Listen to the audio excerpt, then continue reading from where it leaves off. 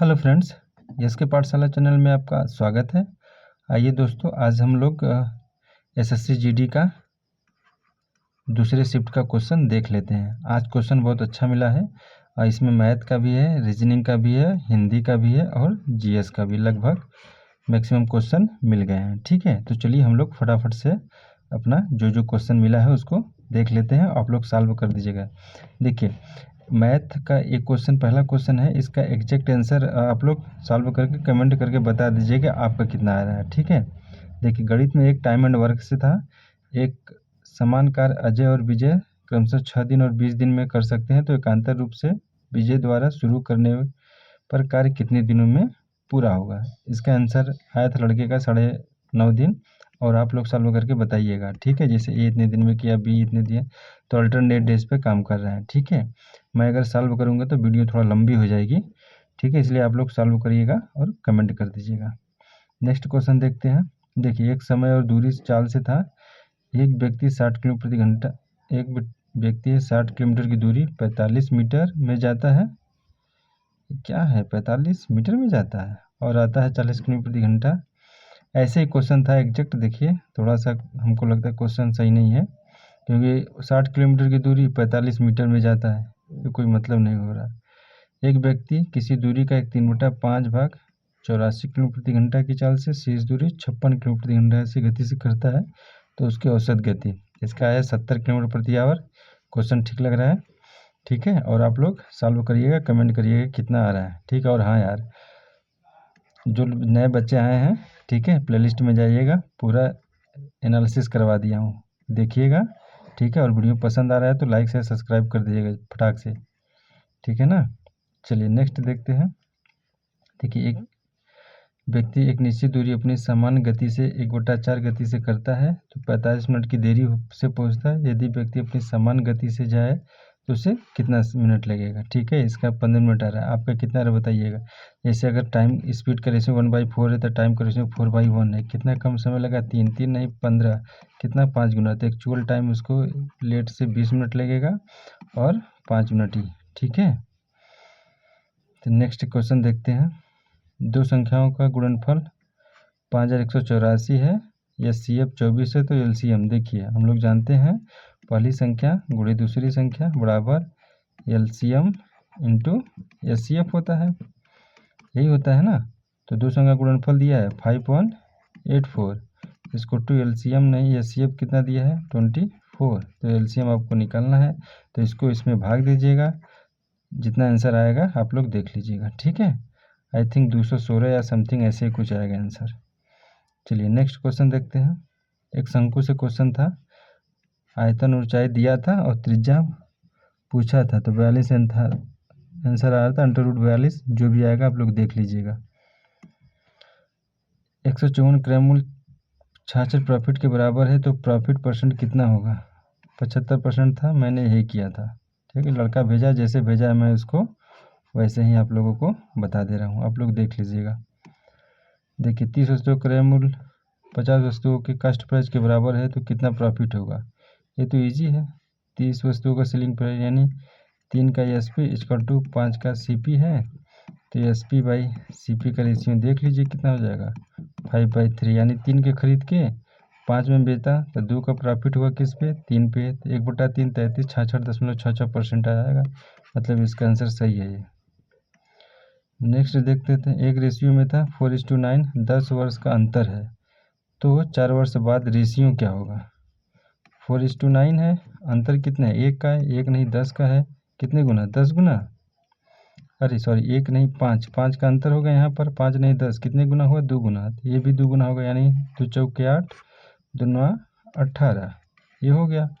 पूछा है 10 वर्ष बाद, तो 10 10 जोड़ दीजिए, इसका हो जाएगा क्या, अरे सॉरी 4 वर्ष बाद पूछा है ना, तो 8 4 12 हो जाएगा, 4 जोड़ेंगे तो ये 12 हो गया, और इसको जोड़ेंगे तो 4 साल इसमें जोड़ेंगे, 18 4 22, 12:22 के रेशियो करेंगे, 12 और 22 आएगा, ये 12 और 21 नहीं होगा, ये 22 आएगा आंसर। ठीक है, अगर इसका रेशियो लेंगे तो काट दीजिए, 2 छक्के 12, 11 दूनी 22, 6:11 आएगा इसका रेशियो।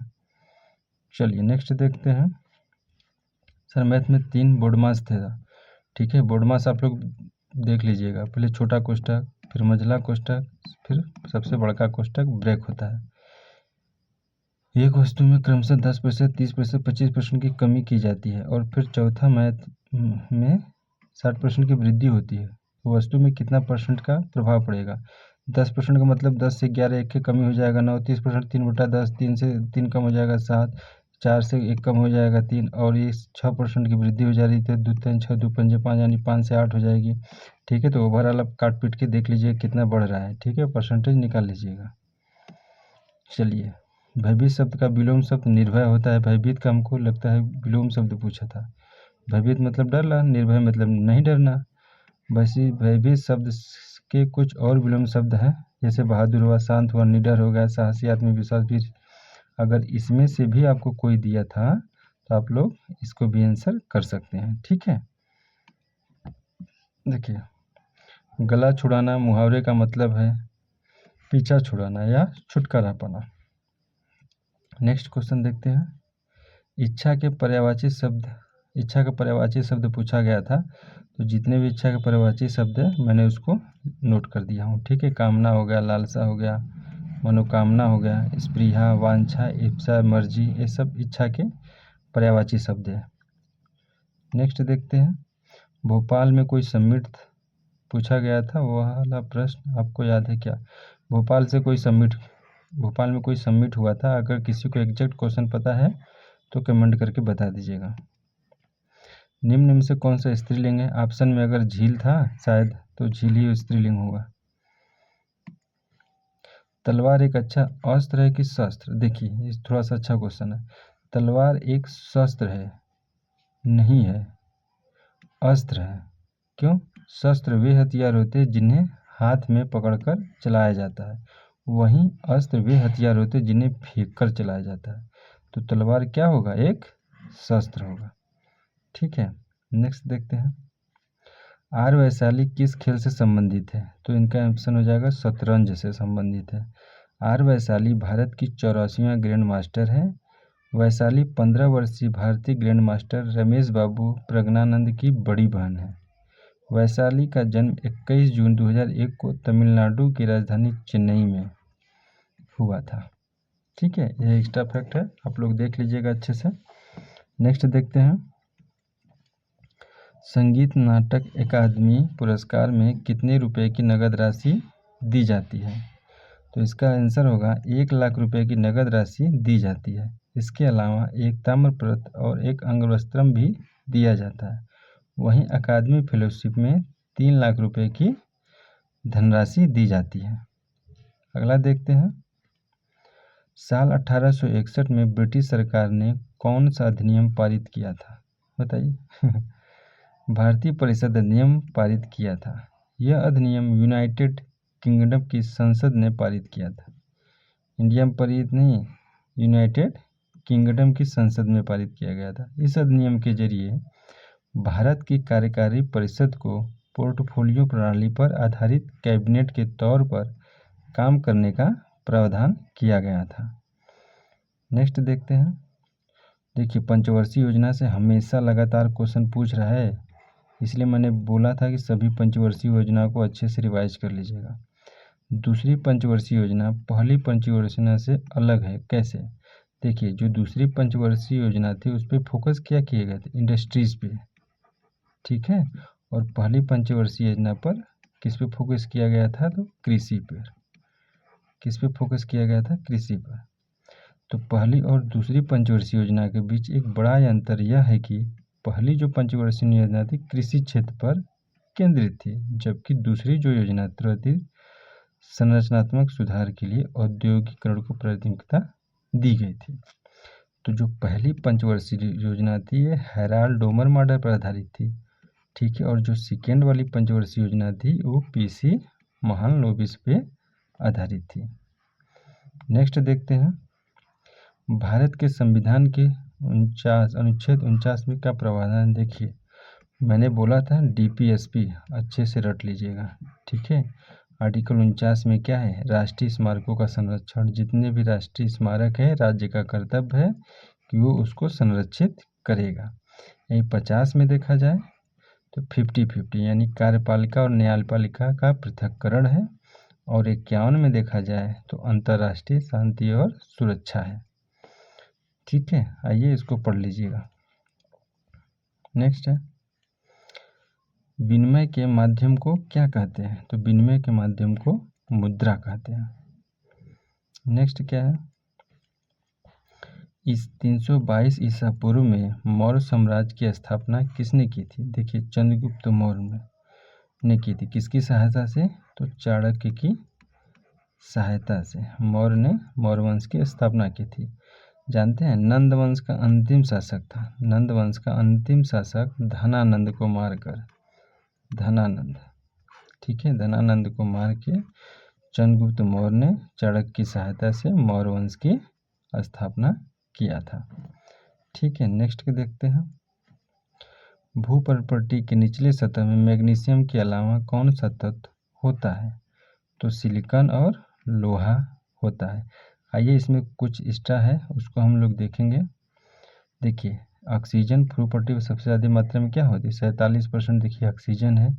सिलिकॉन 28%, एल्युमिनियम 8.1%, इसके बाद आएगा आयरन, उसके बाद कैल्शियम, फिर सोडियम, फिर पोटेशियम, फिर मैग्नीशियम, फिर अदर 0.8%।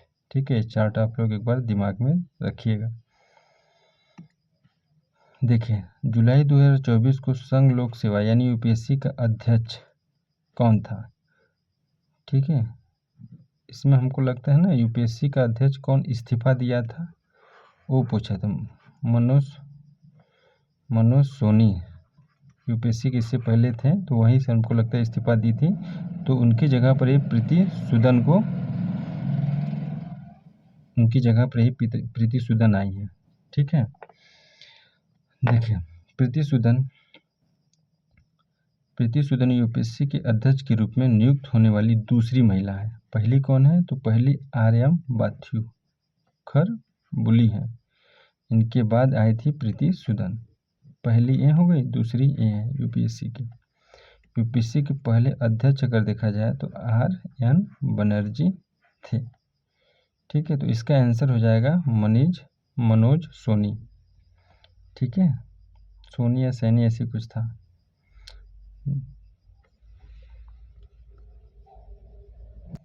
आइए नेक्स्ट हम लोग क्वेश्चन देखेंगे। क्या है क्वेश्चन? पंडित भोलानाथ प्रसन्ना किस वाद्य यंत्र से संबंधित है? तो बांसुरी वादक, उनका जन्म वाराणसी में हुआ था। क्या बजाते थे? तो बांसुरी बजाते थे। उनका जन्म कहाँ हुआ था? वाराणसी में हुआ था। वे प्रसिद्ध बांसुरी वादक पंडित हरिप्रसाद चौरसिया के गुरु थे। देखिए, जुलाई 2024 में प्रधानमंत्री नरेंद्र मोदी को रूस का कौन सा सर्वोच्च सम्मान दिया गया था? तो the order of Saint Andrews the apostle. ये रूस का सबसे प्रतिष्ठित सम्मान है। इसी से मोदी को सम्मानित किया गया था जब वो उनके दौरे पे गए थे। तो 11वीं पंचवर्षीय योजना यानी 2007 से 2012 तक पंचवर्षीय योजना में निर्धारित विकास दर थी। देखिए, 2007 से 2012 तक पंचवर्षीय योजना में निर्धारित विकास दर कितनी रखी गई थी? 9% रखी गई थी। हालांकि वास्तविक प्राप्त वृद्धि दर लगभग 8% थी। मतलब जो 11वीं पंचवर्षीय योजना था, इसमें विकास दर को रखा गया था कितना? 9%, जो हम लोग वो अचीव नहीं कर पाए थे। कितना कर पाए थे? तो 8%। ठीक है, अगला देखते हैं। 2011 की जनगणना के अनुसार पूर्वोत्तर राज्य का साक्षरता दर सबसे अधिक रही थी। तो किस राज्य की? मिजोरम की साक्षरता दर सबसे ज़्यादा थी। इस राज्य में साक्षरता दर 91.33% है। सोचिए, पूर्वोत्तर राज्यों में इतने पढ़े लिखे लोग हैं। नेक्स्ट देखते हैं। साल 1950 में सुप्रीम कोर्ट में मुख्य न्यायाधीश के अलावा कितने जज थे? बताइए, 1950 का पूछ लिया, कौन इसको सॉल्व कर पाएगा? ऐसा जीएस में क्वेश्चन पूछ दिया जैसे ना कि वो खुद उसको बैठा दिया जाए तो खुद सॉल्व नहीं कर पाएगा वो। सन 1950 में सुप्रीम कोर्ट में मुख्य न्यायाधीश के सहित कुल 8 जज थे। मतलब सीजीआई को लेके सीजीआई को लेके चीफ जस्टिस ऑफ इंडिया को लेके टोटल कितने थे? 8। मतलब 7 वो होंगे प्लस एक अन्य होंगे। संविधान निर्माताओं ने सर्वोच्च न्यायालय में एक मुख्य न्यायाधीश और 7 अन्य जजों की संख्या तय की थी। यानी 1950 में देखा जाए तो 1950 में कितने थे? तो एक सीजीआई होगा, मुख्य न्यायाधीश chief justice of India plus 7 other जज होंगे। ठीक है, लेकिन वर्तमान में देखा जाए, अगर वर्तमान में देखा जाए तो एक सीजीआई है chief justice of India plus 33 other जज हैं। मतलब टोटल 34 जज हैं। ठीक है, सुप्रीम कोर्ट में। नेक्स्ट देखते हैं, साल 2011 की जनगणना के मुताबिक उत्तर प्रदेश की आबादी भारत की कुल आबादी का कितने % है? जानते हैं? 2011 की जनगणना के अनुसार तो 16.5% थी। साल 2011 में उत्तर प्रदेश की आबादी 19.98 करोड़ थी। अब तो और कुछ बढ़ गया होगा। ठीक है, नेक्स्ट देखते हैं, पोपीर नृत्य किस राज्य की गालो जनजाति का प्रसिद्ध लोक नृत्य है? इसका आंसर क्या होगा? अरुणाचल प्रदेश। अरुणाचल प्रदेश में कई और लोकप्रिय नृत्य भी हैं, जैसे कि अज्जी लामो, रूपी, हुरकानी, पोनुंग, शेर और मोर नृत्य, भुइयाँ, चलो, रेखाम पांडा और वांचो। ठीक है, ये अरुणाचल प्रदेश के लोकप्रिय नृत्य हैं। नेक्स्ट देखते हैं, थाईपुसम एक धार्मिक त्यौहार है जो भारत के किस राज्य में मनाया जाता है? तो इसका आंसर होगा तमिलनाडु में मनाया जाता है। यह त्यौहार भगवान मुरुगन को समर्पित है। कौन सा? थाईपुसम। किसको? मुरुगन को। तमिलनाडु में आप लोग जाके देखेंगे ना, जैसे जो साउथ का एरिया एकदम नीचे वाला तमिलनाडु, यहाँ पर मुर्गी उर्गी को बहुत लोग मानते हैं, इसलिए देखोगे इनके मैक्सिमम नाम मुरुगन करके रहता है। और यहाँ पर मुर्गों को भी लड़ाकर अपना एक त्यौहार मनाते हैं। इसे थाईपुसम थिरुविजा भी कहा जाता है। यह त्यौहार तमिल समुदाय के लोग मनाते हैं। नेक्स्ट देखते हैं,